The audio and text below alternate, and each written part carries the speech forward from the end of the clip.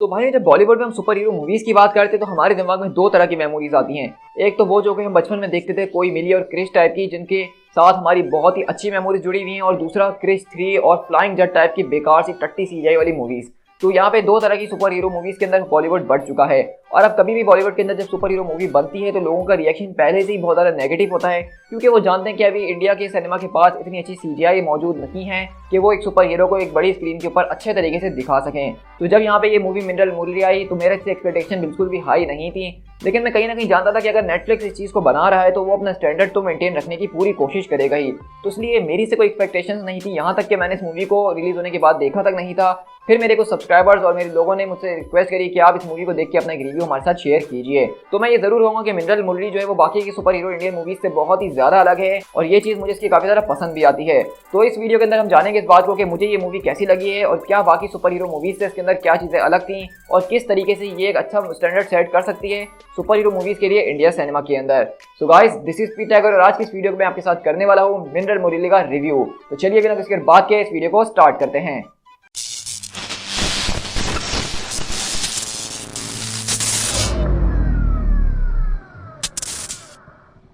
अब जैसा कि मैंने अपनी वीडियो के स्टार्टिंग में कहा कि सबसे बड़ा जो यहाँ पे ड्रॉबैक होता है इंडियन सिनेमा के लिए किसी भी सुपर हीरो मूवी बनाने के लिए, वो सीजीआई होता है। यहाँ तक कि मैं ये बात करना चाहूँगा कि क्रिश 3 की स्टोरी जो है वो बहुत ज़्यादा छापी हुई थी मार्वल और डीसी कॉमिक्स से। यहाँ तक कि उसकी सीजीआई वो इतनी ज़्यादा बेकार थी कि लोगों ने उसकी स्टोरी के ऊपर तक फोकस नहीं करा, बस उसकी सीजीआई को निकल के गालियाँ दे रहे थे कि भाई ये क्या दिखा दिया, मतलब क्या बना दियो भाई। तो मिनरल मुरली की अगर बात की जाए तो उसकी सबसे अच्छी बात यह है कि इसके क्रिएटर्स, इसके राइटर्स वगैरह इस बात को बहुत अच्छे तरीके से जानते थे कि अगर वो इस मूवी को सीजीआई के ऊपर बेस करेंगे, अमेरिकन सुपर हीरोज के लेवल पर आने की कोशिश करेंगे, तो ये बहुत बुरी तरीके से पिटेगी, और वो कोशिश उनको करनी नहीं चाहिए। तो उन्होंने बिल्कुल वैसा ही करा। उन्होंने इस मूवी को बिल्कुल भी जो है सीजीआई के ऊपर रिलाई नहीं करा, बल्कि इसको ऑथेंटिक बनाने की बहुत ही ज़्यादा कोशिश करी है। और सबसे बड़ी बात, उसकी जो लोकेशन उन्होंने चूज़ करी है वो कोई बहुत ही बड़ी सिटी इस तरह मुंबई या दिल्ली की नहीं थी जिसके अंदर वो बड़े बड़े बिल्डिंग्स को दिखा सके, वहाँ से सुपर हीरो को उछाल के दिखा सकें, वो यहाँ पे दीवारें तोड़ रहा है, बिल्डिंगें तोड़ रहा है, ऐसा कुछ भी नहीं। बल्कि पूरी की पूरी जो स्टोरी सेट की गई थी वो एक विलेज के अंदर की गई थी, और ये मेरे लिए एक बहुत ही ज़्यादा प्लस पॉइंट था, क्योंकि आज तक मुझे नहीं याद कि मैंने इतनी ज़्यादा सुपर हीरो मूवी सीरीज वगैरह देखी हैं, लेकिन किसी सुपर हीरो को गांव में उसको पावर मिली हो और वो गांव के अंदर एक सुपर हीरो बना हो, ऐसा नहीं देखा। हाँ, फ्लाइंग जेट के अंदर भी थोड़ी थोड़ी ऐसी चीज़ें मौजूद थी, लेकिन उसकी सीजीआई के ऊपर अगर मैं बात करने बैठा तो भाई तुम लोग जानते ही हो।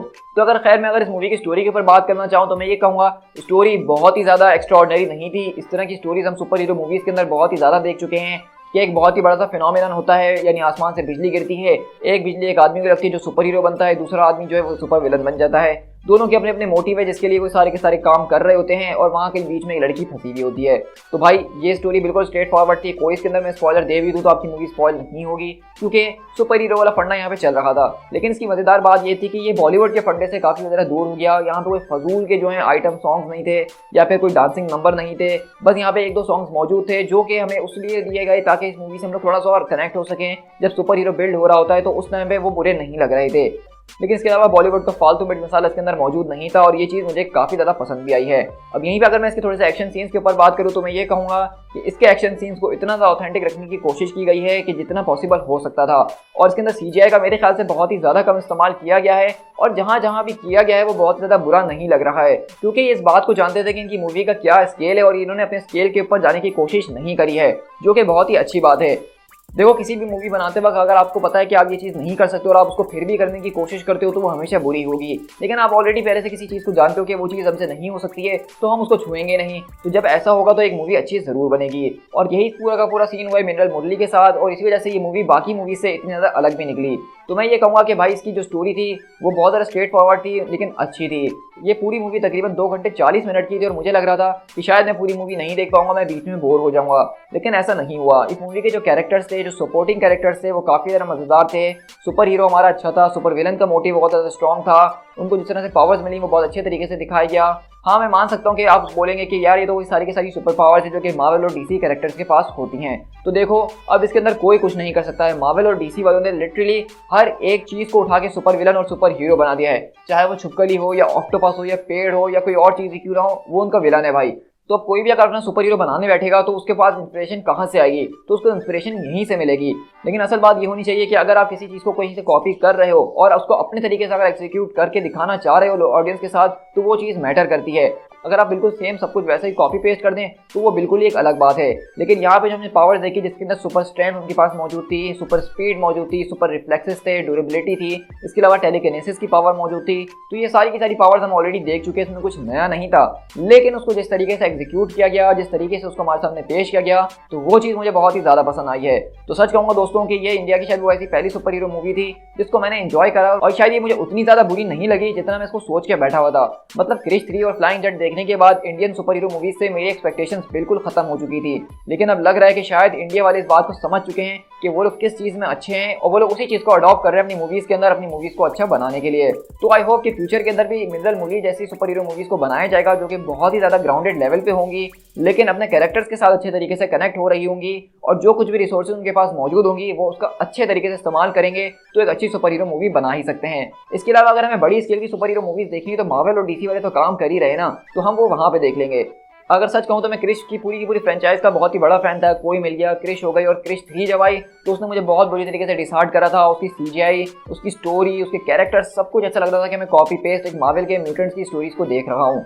लेकिन अब सुनने में आ रहा है कि क्रिश 4 भी बहुत जल्द जो है वो बनने वाली है और इसी की स्टोरी को कंटिन्यू किया जाएगा। तो मैं इस बात की पूरी उम्मीद करता हूँ कि क्रिश 4 के अंदर जो इंस्पिरेशन लेनी चाहिए उनको वो मिनरल मुरली से लेनी चाहिए कि किस तरीके से CGI का कम से कम इस्तेमाल करके अपनी स्टोरी को अगर स्ट्रॉन्ग बनाया जाए तो एक अच्छी सुपर हीरो मूवी बन सकती है। सो गाइस, मैं तो ये कहूँगा कि मुझे ये मूवी काफ़ी ज़्यादा पसंद आई है, मैंने इसको एंजॉय करा है और जितनी मेरी एक्सपेक्टेशंस थी उससे तो ये काफ़ी ऊपर की निकली है। तो अगर इस मूवी की रेटिंग की बात की जाए तो उसको IMDb पे 10 आउट ऑफ 8.6 मिले हैं। रोटेन टोमेटोज पे इसको काफ़ी कम यानी कि 60% मिले हैं। तो मैं समझ सकता हूँ कि स्कोर इसको काफ़ी ज़्यादा मिक्स्ड मिला है, लेकिन अगर मुझसे पूछे तो मैं इस मूवी को सॉलिड जो हूँ 10 आउट ऑफ 6.5 दे सकता हूँ। और मैं कहूँगा कि मूवी अच्छी है, एंजॉयबल है और काफ़ी ज़्यादा इंटरेस्टिंग भी है। और मैं ये यहाँ पे अप्रिशिएट जरूर करना चाहूँगा इंडियन सिनेमा को कि उन्होंने जो है एक बार फिर से सुपर हीरो जॉनरा के अंदर अपना हाथ डालने की एक बहुत ही गंदी और मुश्किल किस्म की हिम्मत करी है और शायद उसके अंदर सक्सेसफुल भी हुए हैं।